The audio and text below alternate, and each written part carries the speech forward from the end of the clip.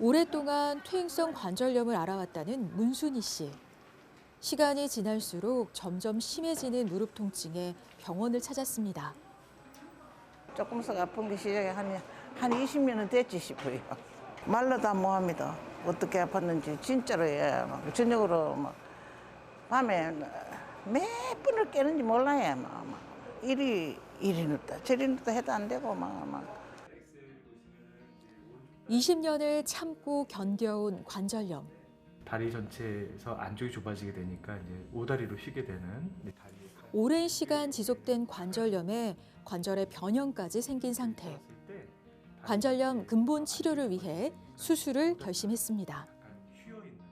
진짜로 너무 아팠는데도 그래도 겁이 나서 뭐 하고 있었습니다. 진짜로 이번에는 이제 꼭 해갖고 이제 성공을 해야 되는데 예, 원장님이 이제 잘 해주셔야 돼요. 네, 알겠습니다.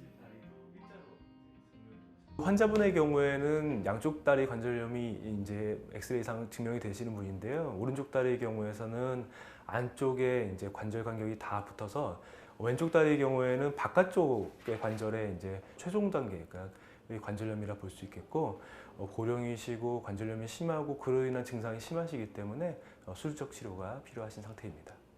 관절통이라고 하는 것은 관절을 주로 사용할 때 생기는 통증, 무릎 관절염 같은 경우에는 무릎 주변에 통증 등이 생기게 되고요. 무릎 주변부를 눌렀을 때 생기는 압통 등도 관절염의 증상입니다. 그 외에 관절이 붓는 부종이라든지 관절 내에 물이 차는 삼출 등이 발생할 수 있고요. 어떤 무릎을 움직일 때 소리가 난다는 등의 연발음이나 마찰음의 증상도 생길 수가 있고, 관절염이 심해질수록 관절 가동 범위에 제한이 생겨서 관절이 다 펴지지 않거나 구부러지지 않는 등의 증상이 발생하게 되고, 결국에는 이제 기능 저하 보행 장애가 발생해 돼서 최종적으로는 관절의 변형이 발생하여 다리가 휜다든지 무릎 관절이 커진다든지 하는 등의 증상이 발생하게 됩니다. 무릎 통증 원인 중 약 50%를 차지하는 퇴행성 관절염. 이 퇴행성 관절염은 엑스레이나 MRI 같은 영상 검사로 확인할 수 있는데요. 영상 검사에서 관절의 연골이 닳아서 뼈와 뼈 사이가 특징적으로 좁아진 게 확인되면 퇴행성 관절염으로 진단할 수 있습니다.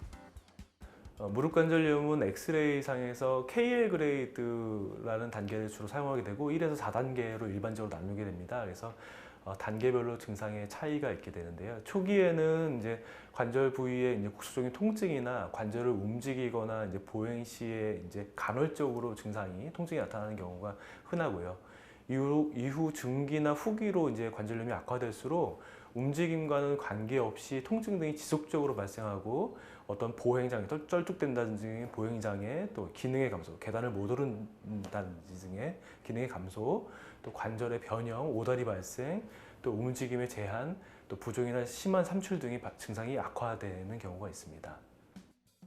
퇴행성 관절염 진단과 치료에 있어서 KL 그레이드는 중요한 지표가 되는데요. 방사선 사진상에서 관절 간격의 감소, 관절 부위의 골극 형성이나 연골 소실 등의 이상 소견을 KL 0에서 4단계로 구분을 하는데 단계에 맞는 적절한 치료가 필요합니다. 활기찬 노년의 기본으로 자유로운 움직임을 위한 다리 건강을 꼽는데요. 무릎 퇴행성 관절염으로 인해 통증이나 증상이 심해지면 일상생활에서 많은 제한을 겪게 되는 만큼 초기 적극적인 치료와 관리가 중요합니다. 완치의 개념보다는 증상을 호전시키고 관절염이 더 악화되지 않도록 하는 것이 주요 목적입니다. 따라서 어떤 통증 등의 증상의 경감, 또 관절 기능의 유지, 또 오다리가 발생하는 등의 변형을 방지하는 것이 목적이 되겠습니다. 치료의 방법의 선정은 관절염의 정도나 증상의 정도에 따라서 환자마다 다르게 접근하는 것이 좋겠습니다. 퇴행성 관절염의 초기 보존적 치료에 사용되는 주사 치료. 주사 성분과 그 효능에 따라 여러 가지 방법이 있는데요. 염증 억제와 무릎 통증을 완화하는 스테로이드 약물의 뼈주사, 관절 연골을 윤활하고 완충작용을 돕는 히알루론산 성분의 연골 주사 등이 있습니다. 동시에 체중 감량, 운동, 습관 교정 등의 생활 습관 변화를 통해 적극적으로 관리하는 노력도 중요합니다.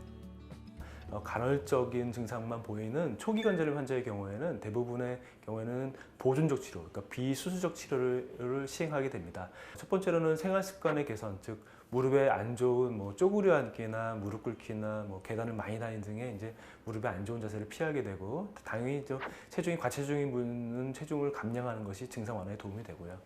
병원에서는 이제 비스테로이드성 소염 진통제를 처방함으로써 이제 환자분이 그걸 복용하면서 증상을 좋게 하고, 또 관절 안에 이제 히알루론산과 같은 윤활 주사를 주사한다든지, 또 물이 많은 환자의 경우에는 물을 뽑아내는 즉 삼출의 천자를 또 시행하게 됩니다.